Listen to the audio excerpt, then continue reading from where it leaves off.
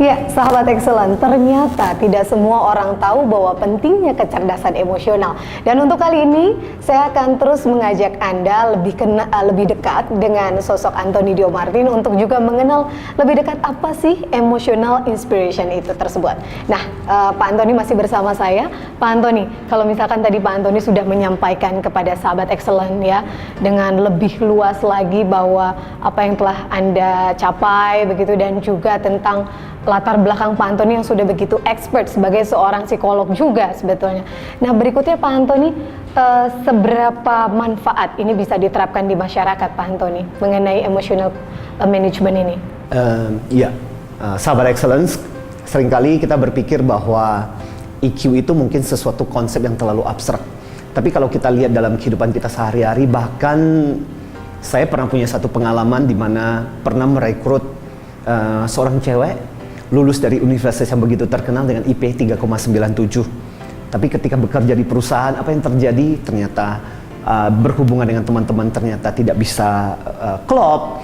Kemudian chemistry nggak cocok dengan siapapun, seringkali berantem dengan pimpinannya, sampai akhirnya kemudian setahun kemudian dia harus keluar dari perusahaan ini. Ini menunjukkan bahwa contoh sederhana bagaimana EQ itu penting di dalam kehidupan pekerjaan kita. Bahkan di dalam masyarakat pun sebenarnya seandainya saja kita bisa tahu bagaimana cara kita mengendalikan emosi kita, terutama kemarahan.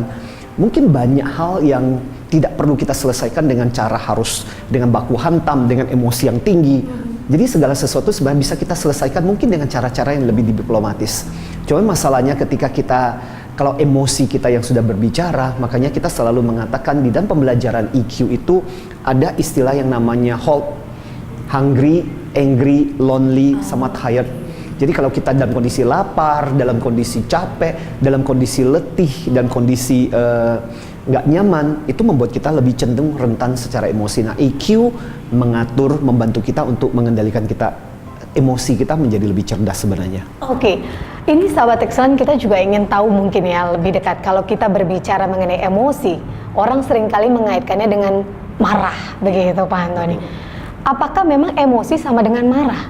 Ya, nah itu seringkali sebuah kekeliruan sahabat excellence yang mungkin Anda sendiri, kalau saya tanya kepada Anda, apa persepsi Anda tentang yang namanya kecerdasan, tentang namanya emosi? Ya, kebanyakan orang ketika ditanya tentang emosi, jawabnya adalah marah.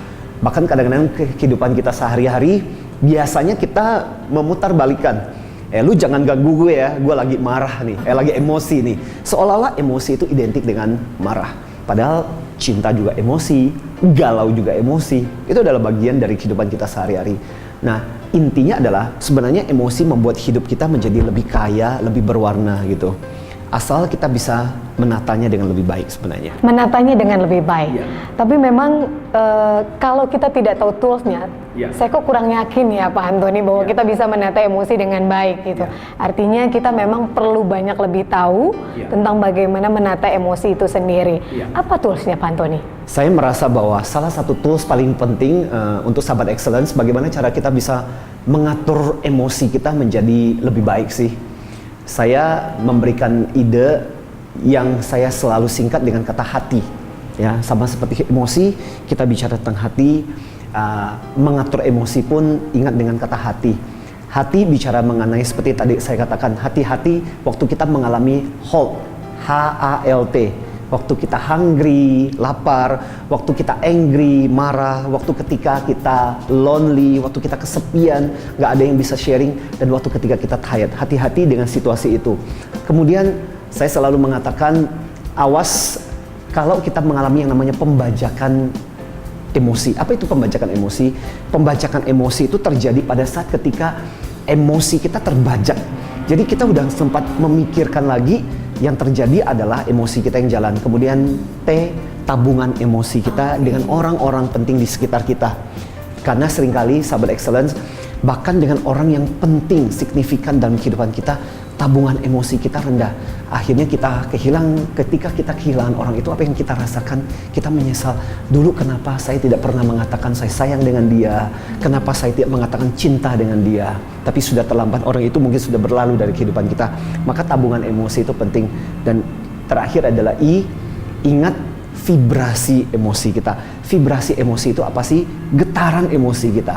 Bahwa tanpa sadar, apapun yang kita rasakan sebenarnya itu terpancar kemana-mana.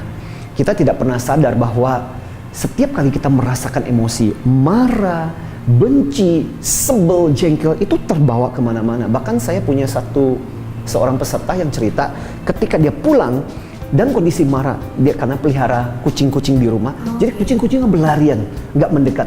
Tapi ketika dia sampai di rumah dalam kondisi senang, bahagia, itu kucing datang melet-melet. Nah, saya tidak tahu apakah itu ada hubungannya, apakah binatang lebih peka dengan emosi. Tapi yang jelas saya selalu mengatakan bahwa tanpa sadar getaran gelombang emosi kita terpancar kemana-mana. Dan itu yang mesti kita sadari. Ini yang Sahabat Excellence, seringkali nggak sadar Pak Antoni. Kalau lagi ngambek gitu ya, lagi marah, kita bawa ke kantor, kita bawa ke rumah, yang nggak tahu malah bingung semuanya. Saya merasakan akan sangat-sangat menyesal sekali kalau ternyata anak kita ketika menjadi besar, yang diingat adalah kenangan-kenangan pada saat ketika kita punya vibrasi yang begitu negatif. Waktu pulang kita marah-marah di rumah, waktu sampai di rumah kita membentak-bentak. Dan sayang sekali kalau ternyata di rumah anak ketika besar yang diingat adalah hal-hal seperti itu, atau juga di kantor barangkali. Apalagi itu ya Pak Antoni. Nah, tadi Pak Antoni menyampaikan berarti kita memang perlu hati-hati ketika kita hungry, dalam kondisi lapar, kemudian angry waktu marah, lonely sendiri. Tidak ada yang dimana kita bisa curhat, bisa cerita-cerita, dan juga waktu kita tired. Waktu kita capek ataupun lelah. Pak Antoni, ini kalau yang namanya kita berbicara soal kesendirian ya Pak Antoni, ini banyak sekali sekarang jombloan dan jomblowati kalau kita bicara. Menangani kesepian mungkin bagaimana ya Pak Antoni untuk menangani itu semua? Oke, baik. Sahabat Excellence, saya pikir yang dimaksud dengan lonely di sini bukan berarti lantas kita harus cari pasangan yang jomblo-jomblo. Woi, cepet-cepet cari pasangan. Saya pikir bukan seperti di situ tempatnya. Tapi yang dimaksudkan di sini adalah apakah dalam kehidupan kita, sahabat Excellence, Anda punya seseorang yang Anda bisa curhat, yang Anda bisa cerita, yang Anda bisa berbagi, sehingga apa yang menjadi beban tekanan emosi tidak terus-menerus menjadi beban dalam diri Anda.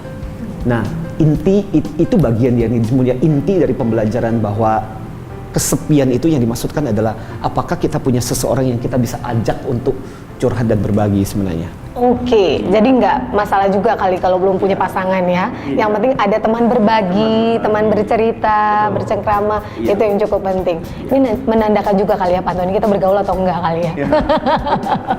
Oke, Sobat Excellence, masih banyak hal yang akan kita kupas tuntas bersama sosok Antoni Dio Martin dalam Emotional Inspiration. Dan pastikan Anda tetap bersama kami karena selepas jeda berikut kami masih akan segera kembali untuk Anda.